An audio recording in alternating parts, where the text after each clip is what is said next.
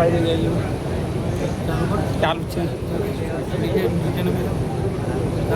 હા અહીંયા હાથી જવું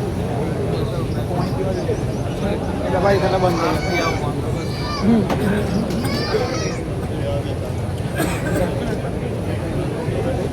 देखो देखो कौन आया, गुजरात का शेर आया. देखो देखो कौन आया, गुजरात का शेर आया. देखो देखो कौन आया, गुजरात का शेर आया. देखो देखो कौन आया, गुजरात का शेर आया. देखो देखो कौन आया, गुजरात का शेर आया. जय जय श्री राम, जय जय श्री राम, जय जय श्री राम.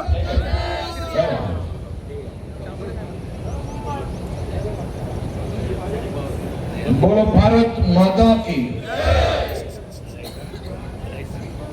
આટલી હજારોની સંખ્યામાં જ્યારે યુવાન સાથીઓ અહીંયા બેઠા હોય અને મહિલા શક્તિ બી એટલી મોટી સંખ્યામાં જ્યારે અહીંયા હાજર હોય, બધા એક સાથે મુઠ્ઠી વીંચીને મારી જોડે બોલો ભારત માતા કી, ભારત માતા કી. વિકાસ સંકલ્પ યાત્રામાં આજે આપની સૌની વચ્ચે ઉપસ્થિત આ જિલ્લા માટે રાત દિવસ એક કરીને જિલ્લાના સૌ નાગરિકોને વધુમાં વધુ લાભ કરાવવા માટે જે પ્રતિનિધિઓ કામ કરી રહ્યા છે તેવા મારા સૌ સાથીઓ અને અહીં ઉપસ્થિત છોટાઉદેપુરના સૌ નાગરિકોને હું બે હાથ જોડીને વંદન કરું છું. આપ સૌને અભિનંદન આપું. આજે વિકાસ સંકલ્પ યાત્રામાં આવી ભારી ગરમીમાં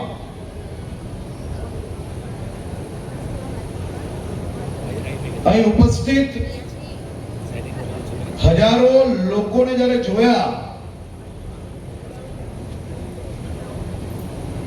ત્યારે નક્કી થઈ ગયું કે છોટા ઉદેપુરમાં આ ચૂંટણીમાં કમલ સિવાય બાકી બધું સુપડા સાફ.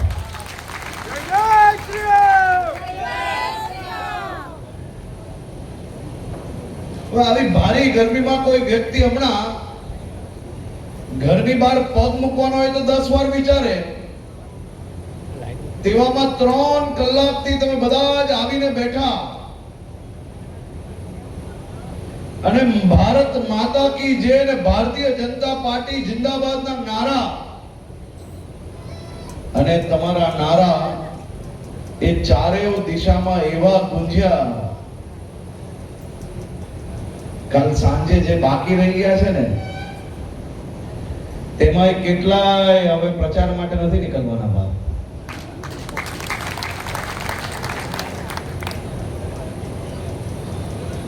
ભારતીય જનતા પાર્ટી અને ગુજરાતના સૌ નાગરિકો એ દુનિયાનું સૌથી મોટું સહકુટુંબ છે.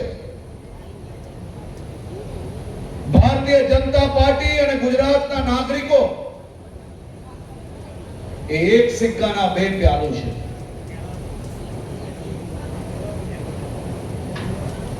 ભારતીય જનતા પાર્ટીના શાસનથી ગુજરાતની જનતા અને નરેન્દ્રભાઈ મોદીની જોડીએ ગુજરાતના ખૂણે ખૂણે વિકાસની યાત્રા એવી ઝડપથી આગળ વધારી કે આપણું રાજ્ય દેશનું નંબર 1 રાજ્ય બની ગયું. 1990 થી આપણા મોદી સાહેબને છોટા ઉદેપુરના મોટા ભાગના ગામો અને બધા જ તાલુકાએ પ્રવાસ કરવાનો એમને અવસર મળેલો અને છોટા ઉદેપુરના ગામે ગામથી એ પોતે ખૂબ જ સારી રીતે જાણકાર હતા. દાહોદ હોય, પંચમહાલ હોય કે છોટા ઉદેપુર હોય કે આદિવાસી વિસ્તારના તમામ જિલ્લાઓ મોદી સાહેબને એક વિશેષ પ્રેમ એ આ વિસ્તારો જોડે રહ્યો છે. આઝાદીના કાલ વખતે આ દેશના લાખો આદિવાસી ભાઈ બહેનોએ ભારતને આઝાદી મળે તે માટે શહાદત આપી હતી.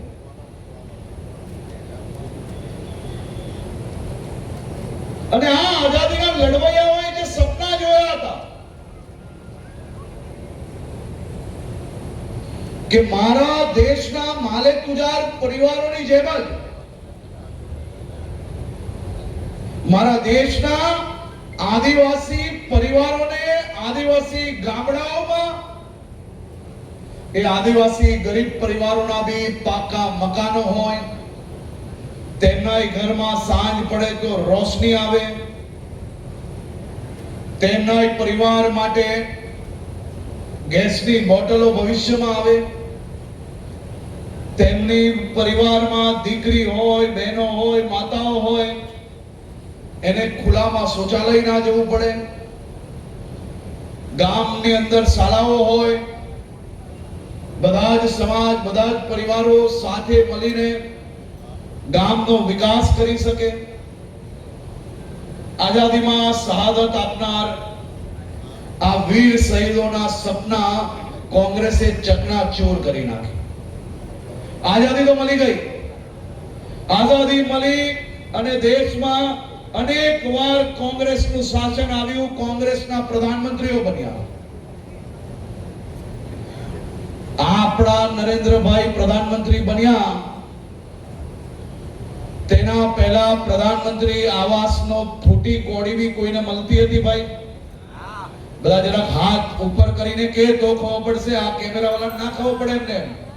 કોંગ્રેસના રાજમાં કોઈ બી આદિવાસી પરિવાર હોય કે ગરીબ પરિવાર હોય, ઝૂંપડામાંથી પાકું મકાન બનાવવા માટે ફૂટી કોડી બી આપતા હતા કોઈ દિવસ? ક્યારે બી આપતા હતા? તો આ વર્ષો સુધી તમારા હકના રૂપિયા કોને ખાધા? કોને ખાધા? એમને જવાબ આપવો પડશે. જેને જેને લાગે કે આપણા રૂપિયા ખાધા છે કોંગ્રેસે, એને જવાબ આપવો પડશે. હાથ ઊંચા કરે બધા.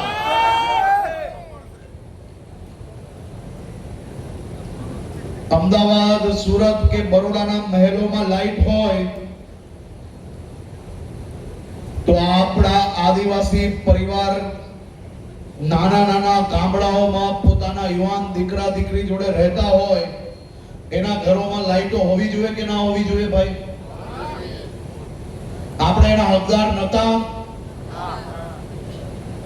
જો આપણે એના હકદાર હતા તો કોંગ્રેસ શાસનમાં આપણા ગામડાઓ સુધી વીજળી કેમ ના પહોંચી? એનો જવાબ આપવો પડે. આપવો પડે કે નહીં? મજબૂતાઈથી કે ઢીલે ઢાલો?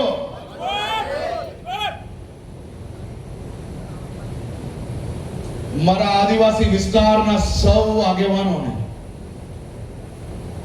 આજે હું એક હિસાબ આપવા આવ્યો છું. આ તમારા સૌની સરકાર, તમારા સૌના સંઘર્ષથી આજે ગુજરાત દેશનું નંબર 1 રાજ્ય બન્યું.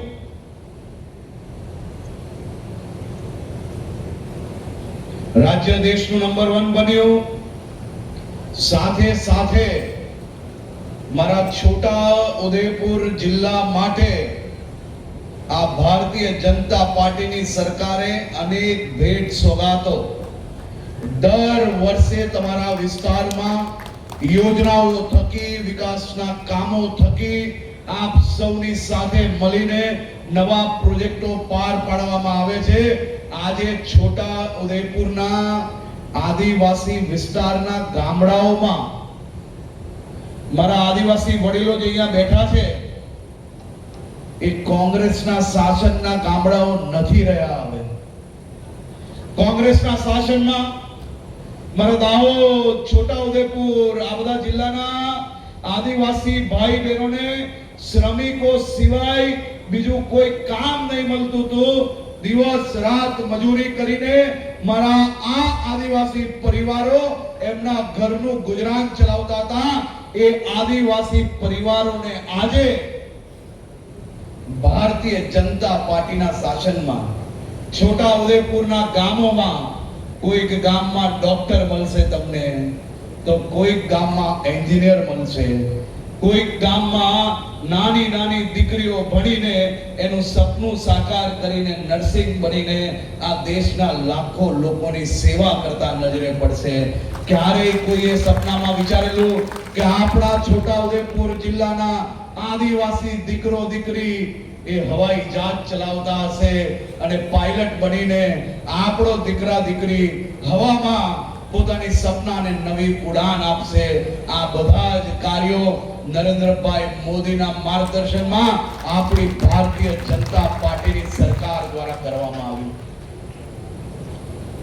અહીંયા કેટલા લોકો એવા છે જે ખેડૂતો છે? જરા હાથ ઊંચો કરે બધા ખેડૂતો.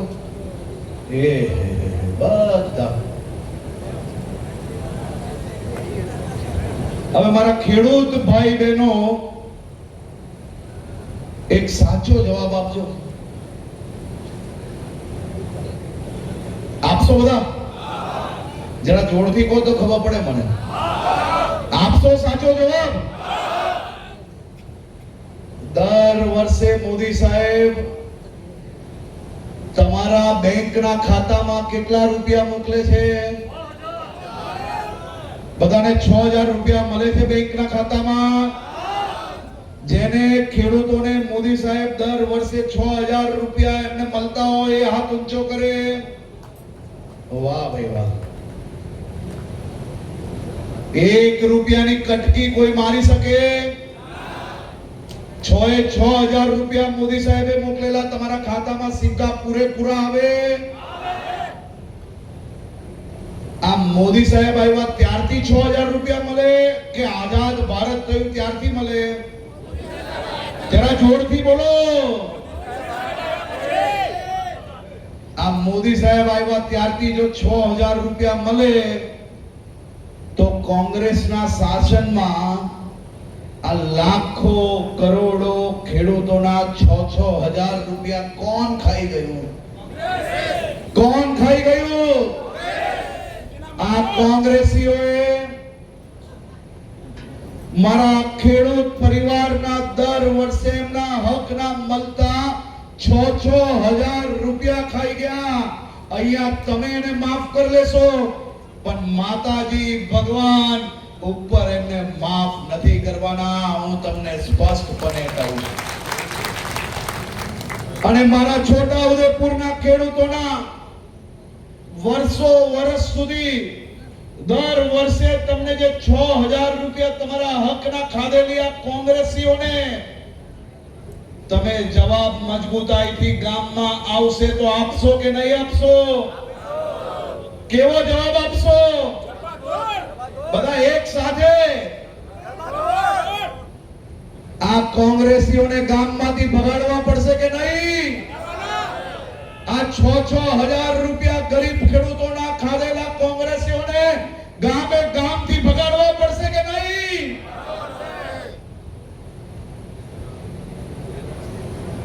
આ મોટા મોટા મહેલો એમના બની જ જાય ને ભાઈ. વર્ષ સુધી શાસનમાં હતા ત્યાર તક ખેડૂતોનો હક છીન્યો, આદિવાસીઓનો હક છીન્યો, અનુસૂચિત જાતિના ભાઈ બહેનોનો હક છીન્યો. હવે જ્યારે શાસન જતું રહ્યું, સરકાર જતી રહી, તો આદિવાસી ભાઈ બહેનો પાછા નજરે પડ્યા. એમને એ મારા આદિવાસી ભાઈ બહેનો તમારી તાકાત નો તો વટ પડે ભાઈ, વટ પડે.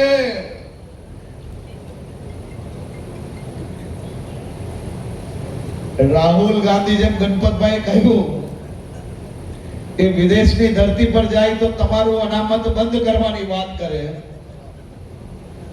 પાછું ભારતમાં આવે અને આપણી ગુજરાતની ચૂંટણી આવે એટલે યાદ આવે કે મારા આદિવાસી ભાઈ બહેનો ભૂક્કા નિકાલ લેશે એટલે પાછી અનામત એમને યાદ આવે એવી કોંગ્રેસને સુપડા સાફ તમે ચૂંટણી ચાલુ થાય તેની પહેલા કરી નાખી। મારા છોટા ઉદેપુરના સૌ નાગરિકોને હું આજે આભાર માનવા આવ્યો છું, તમને અભિનંદન આપવા આવ્યો છું। દર વખતે તો કોંગ્રેસ અને આ આપ્યાઓ ચૂંટણીનું રિઝલ્ટ આવવાનું હોય ને એના આગળના દિવસે રોતડા રડવાનું ચાલુ કરે ને કયા રોતડા રડે? જોરથી કયા રોતડા રડે? આ વખતે ફોર્મ ભરવાના આગળના દિવસથી નવા રોતડા ચાલુ કર્યા છે। अब ईवीएम बोलता है मैं थक गया तो पुलिस के नाम का रोना चालू किया। फॉर्म भरवाना આગળના દિવસે અને ફોર્મ ભરવાના દિવસે સાંજે ગુજરાતમાં 200 થી વધારે એવી જગ્યા હતી જ્યાં કોંગ્રેસીઓને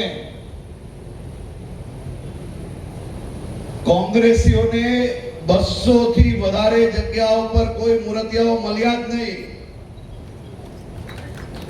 અને જ્યાં જ્યાં મળ્યા અને જે વિસ્તારમાં પ્રચાર કરવા જાય ત્યાં લોકો જે પ્રકારે ધોતા ગયા તો ફોર્મ ખેંચવાની કાલે છેલ્લી તારીખે છેલ્લા સમય પહેલા 750 જગ્યા એવી છે ગુજરાતમાં જ્યાં હાલતી ચાલતી ગમે તેને પકડતી આ બેવ પાર્ટીના એક બી મૂર્તિયાઓ ચૂંટણી લડવા માટે તૈયાર ના થયા એવી પરિસ્થિતિ કોંગ્રેસ અને આમ આદમી પાર્ટીની ગુજરાતમાં થઈ છે। અને આ પરિસ્થિતિ કોઈ કરી? આ પરિસ્થિતિ કોઈની તાકાત નથી કે કરી શકે। આ પરિસ્થિતિ ઊભી કરી હોય તો માત્ર ને માત્ર ગુજરાતના નાગરિકોએ કરી છે, કારણ કે આ બધી જ પાર્ટીઓ ગુજરાતની ચૂંટણી પતે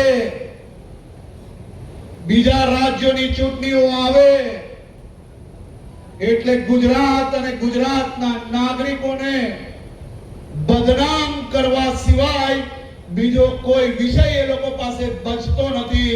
આ વર્ષે કોંગ્રેસના રાષ્ટ્રીય અધ્યક્ષે ગુજરાતની અસ્મિતાને ઠેસ પહોંચાડવાનું કામ કર્યું। ગુજરાત આખું એક સાથે જાગે છે અને ચારેય દિશાએ જે વિરોધ થયો તો અંદાજો આવ્યો કે બીજા રાજ્યની ચૂંટણીમાં ફાયદો લેતા ગુજરાતની ચૂંટણીમાં આપણે કઈ બચેલા નહીં। જ્યાં ખૂના ખાચરે બચેલા ત્યાંથી એ લોકો સુપડા સાફ કરી લેશે। યુટર્ન મારવામાં કોંગ્રેસને અડધી મિનિટ લાગે, પણ આજે ગુજરાતની જનતા એ ખરગેજીને પૂછે છે કે તમને આ સ્ટેટમેન્ટ રાહુલ ગાંધીએ લખ્યા આપેલું કે ગુજરાત કોંગ્રેસના નેતાઓએ લખ્યા આપેલું આપે જાહેર કરવું પડશે। મારા ગુજરાતના સૌ આદિવાસી ભાઈ બહેનો, આદિવાસી સમાજનો ઇતિહાસ ભૂસી લેવાનો જો કોઈએ ષડયંત્ર રચ્યું હોય તો એ માત્ર ને માત્ર કોંગ્રેસ છે।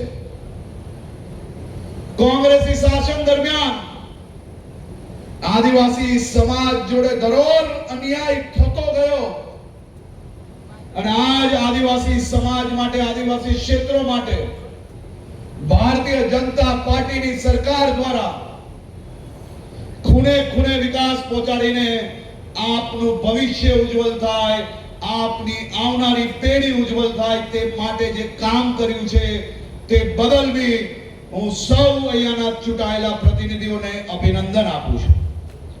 હું ખાસ કરીને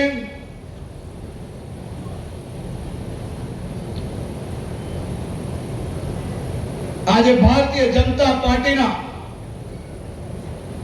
સૌ આગેવાનો દ્વારા કે આ જિલ્લાના સૌ આગેવાનો જે અહીંયા બેઠા છે, જિલ્લા પ્રમુખ થી લઈને ધારાસભ્ય થી લઈને સાંસદ, પૂર્વ સાંસદ શ્રીઓ, આ બધાને જ કહેવું છું કે જરાક આગળ આવીને ઉભા રહો.